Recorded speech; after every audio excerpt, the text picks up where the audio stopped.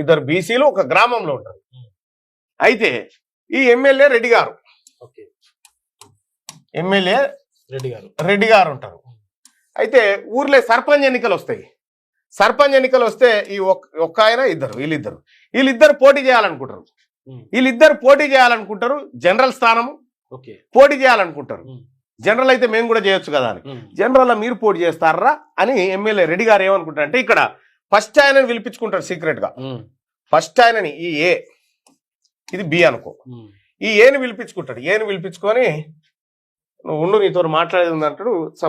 Separate గా room లో పిలిపించుకొని పలానా ఊళ్ళే నిన్ను సర్పంచ్ చేద్దామని నాకు ఆలోచన ఉంది, నేను చేద్దామని నేను పుట్టుకున్న నోరు జారి బీతోటి అన్నా, అరే మా ఏని ఈసారి చేసుకుందామని అంటే అట్లెట్లా చేస్తావు నువ్వు వాడిని, మేము పిచ్చోళమా, వాడిని చేస్తే ఊరుకునేదే లేదు అని లేస్తున్నాడు అని నా మీద కోపానికి వచ్చిండని ఏకి చెప్పిండు. మళ్ళా బీఓడు కోపానికి వచ్చిండని ఏకి చెప్పిండు. యాక్చువల్గా ఇటు పోలే కలవాలే.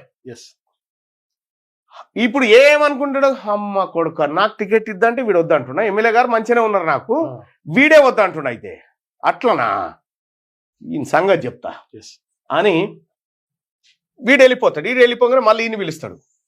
ఈయన్ని పిలిచి అరే ఏంది రబ్బి నువ్వు సర్పంచ్ కావద్దారా, వాడు ఎందుకు ఇష్టపడతలేరా నిన్ను, ఏగాడు జర్రా ఇట్లా నీ పేరు ఇట్లా తీస్తేనే వాడు కసురుతా ఉన్నాడు, కసురుతుండ్రా వాడు నిన్ను చూడంగానే, నేను చేద్దామంటే సర్పంచ్ చేద్దామని నాకు ఉంటే వీడు ఒప్పుకుంటలేడని మళ్ళీ ఈయన చెప్పిండు.